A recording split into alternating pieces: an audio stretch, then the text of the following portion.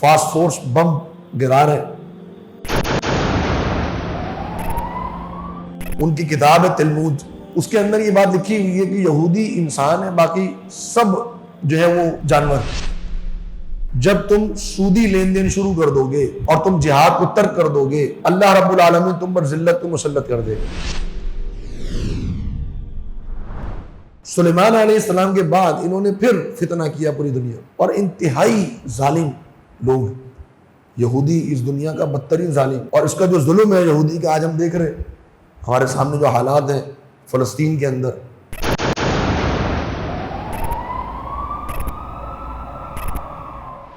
وہ دیکھ دیکھ کے دل خون کا آنسو ہوتا ہے کہ کیا مطلب ایک انسان اگر درندہ نہ بن جائے تو وہ ایسے سلوک نہیں کر سکتے انسانوں کے ساتھ، دشمن کے ساتھ بھی نہیں کر سکتے. فاسفورس بم گرا رہے، وہ بم ایسا ہے کہ وہ 1000 ڈگری ٹیمپریچر لے جاتا ہے، ہر چیز پگھل جائے وہاں.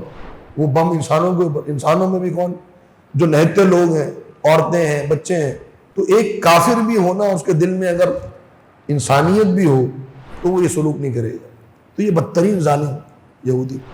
اس زمانے میں جب یہ پوری دنیا کے حاکم بن گئے تھے، انہوں نے دنیا والوں کے ساتھ کیا نہیں کیا ہوگا. آپ تصور کر سکتے کہ جب ان کو اللہ نے اتنی طاقت دی ہوئی تھی کہ پوری دنیا کے حاکم بن گئے تھے، انہوں نے دنیا والوں کے ساتھ کیا نہیں کیا ہوگا. تو اللہ رب العالمین نے ان پر پھر قوم کو غالب کر دی. اور یہودی ایک نسلی تعصب میں مبتلا ہے آج تک. ان کی کتاب ہے تلمود، اس تلمود کی وہی حیثیت ہے جو ہمارے یہاں سمجھے کہ صحیح بخاری کی حیثیت امت مسلمہ. اس کے اندر یہ بات لکھی ہوئی ہے کہ یہودی انسان ہے، باقی سب جو ہے وہ جانور. تو انسان بحیثیت انسان کے یہودی جانوروں کے ساتھ جو چاہے مردی سلوک کرے، ان کے مال کے ساتھ جو چاہے مردی کرے، ان کی عورتوں کے ساتھ جو چاہے مردی کرے، ان کے بچوں کے ساتھ جو چاہے مردی کرے. یہودی انسان ہے، باقی سب جانور. تو نسلی تعصب میں مبتلا ہے یہودی.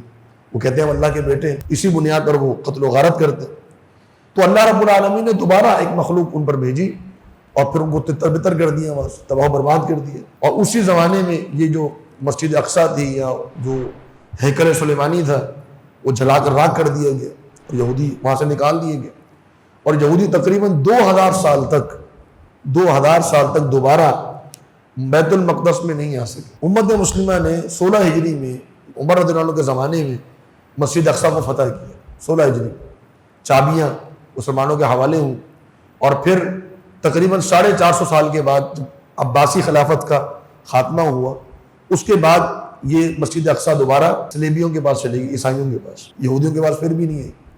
اور تقریباً 90 سال یہ عیسائیوں کے پاس رہی. پھر صلاح الدین ایوبی رحمہ اللہ کے دور میں یہ مسجد اقصیٰ دوبارہ مسلمانوں کے پاس ہے. اور اس زمانے سے لے کر پھر جب سلطنت عثمانیہ آئی تو فلسطین میں مسجد اقصیٰ مسلمانوں کے پاس رہی.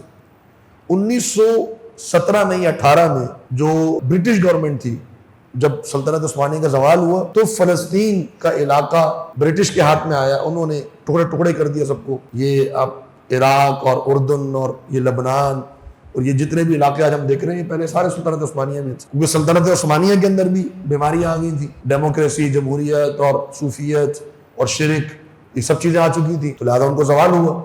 جب زوال ہوا تو مسلمان ٹکڑے ہو گئے، فرقوں میں اور ملکوں میں تقسیم ہو گئے. تو یہ فلسطین کا علاقہ، اس میں یہ چھرا گھونپا، خنجر گھونپا برطانیہ نے لا کر یہودیوں کو وہاں آباد کرایا گیا. میں بھی پچھلے دنوں دیکھ رہا تھا 1935 میں 1935 میں ایک کانفرنس ہوئی تھی فلسطین کے اندر. اس وقت فلسطین کا علاقہ برٹش کے پاس تھا، اور اس کانفرنس میں برے صغیر سے علامہ اقبال بھی شامل تھے، وہ بھی موجود تھے اس کے اندر. اور اس قرارداد میں یہ لکھا ہوا تھا کہ جی برٹش گورنمنٹ یہ ان کا ارادہ ہے کہ وہ یہاں پر یہودیوں کو آباد کریں، لیکن ہم اس کے خلاف مزاحمت کریں گے اور مذمت کریں گے. مسلمانوں نے کی بھی، اور برٹش گورنمنٹ نے بڑی سختی کے ساتھ جو ہے انہوں نے مسلمانوں کو کچلا اور قتل بھی کیا، بہت سے مسلمان شہید بھی ہوئے. پھر بالآخر انہوں نے ایک علاقہ یہودیوں کے حوالے کر دیا. تو 1947 میں یہ علاقہ اسرائیل بنا یہاں پر، اور ابھی تقریباً 76 سال ہونے کو آ رہے ہیں اور یہ علاقہ یہودیوں کے پاس. یہ پہلی دفعہ 2000 سال میں ہوا کہ فلسطین کا علاقہ یہودیوں کے اختیار میں جائے. اور یہ کیوں ہوا؟ کہ مسلمانوں کے زوال کی وجہ سے. اور مسلمانوں میں زوال کیوں آیا؟ کیونکہ مسلمان اپنے دین سے دور ہو گئے. نبی صلی اللہ علیہ وسلم نے فرمایا ہے اذا ترکتم الجہاد وبایعتم العین سلط اللہ علیکم الذل. جب تم سودی لین دین شروع کر دو گے اور تم جہاد کو ترک کر دو گے، اللہ رب العالمین تم پر ذلت کو مسلط کر دے گا، اور اللہ رب العالمین تمہارے دشمنوں کو تم پر غالب کر دے گا، حتی ترجعوا الی دینکم، یہاں تک کہ تم اپنے دین کی طرف واپس لوٹ گئے۔ اب مسجد اقصیٰ کو حاصل کرنے کا ایک ہی طریقہ ہے، اور وہ ہے مسلمانوں کا اپنی دین کی طرف لوٹ جانا، اس کے علاوہ اور کوئی ہمیں حل نظر نہیں آتا۔ البتہ یہ بات باعث امید ہے ہمارے لیے کہ جو فلسطین کا علاقہ ہے، اس کو ہم احادیث میں جب پڑھتے ہیں تو احادیث میں فلسطین کا نام نہیں آتا، احادیث میں شام کا نام آتا ہے۔ یہ فلسطین اصل میں شام کا علاقہ تھا۔ تو نبی صلی اللہ علیہ وسلم نے شام کے بارے میں بڑی اہم احادیث بیان کی۔ آپ صلی اللہ علیہ وسلم کا فرمان ہے کہ دجال 3 مقامات پر نہیں جا سکے گا، ان میں سے ایک مقام بیت المقدس، دوسرا مدینہ اور تیسرا مکہ۔ تو دجال اگر بیت المقدس میں نہیں جا سکے گا، اس کا مطلب کیا ہے کہ بیت المقدس یہودیوں کے ہاتھ میں نہیں ہوگا، بلکہ ایک اور حدیث میں آتا ہے، نبی صلی اللہ علیہ وسلم کا فرمان ہے کہ بیت المقدس جو ہے یہ مسلمانوں کا ہیڈ کوارٹر ہوگا۔ مسلمانوں کے دجال کے خلاف جنگ میں 2 ہیڈ کوارٹر ہے، ایک دمشق کا علاقہ، دمشق میں ایک محلہ ہے غوطہ کے نام سے، وہ ہیڈ کوارٹر ہے، دوسرا بیت المقدس۔ تو اس سے یہ معلوم ہوتا ہے کہ یہ بیت المقدس، مسجد اقصیٰ، ان قریب دوبارہ مسلمانوں کے ہاتھ میں آئے گی، اور اللہ رب العالمین شام کے اندر ایک تحریک برپا کرے گا کہ جو پوری دنیا کے مسلمانوں میں اصلاح کی ایک تحریک ہوگی۔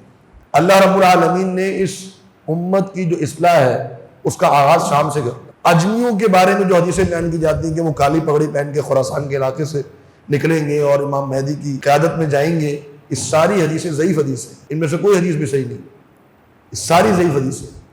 اصل جو اصلاح کی جو تحریک اٹھنی ہے وہ شام کے علاقے سے ہوگی۔ نبی صلی اللہ علیہ وسلم فرمان ہے قیامت سے قبل 3 لشکر نکلیں گے، ایک لشکر یمن میں، ایک عراق میں، ایک شام میں۔ صحابی نے پوچھا اللہ کے رسول میں کہاں جاؤں؟ نبی صلی اللہ علیہ وسلم نے فرمایا علیک بالشام، شام چلے جاؤ، شام کے لشکر میں شامل ہو جائے۔ اور شام کے لشکر سے پھر ایک اور حدیث میں آتا ہے، نبی صلی اللہ علیہ وسلم فرمایا کہ جو غزوہ ہند ہوگا تو مسلمانوں کا جو ہیڈ کوارٹر ہے وہ دمشق میں ہوگا، اور مسلمان ہند کے بادشاہ کو جو بیڑیوں میں جکڑ کے دمشق لے کر جائیں گے۔ تو مانا گیا ہے اصل ہیڈ کوارٹر کہاں پر ہے؟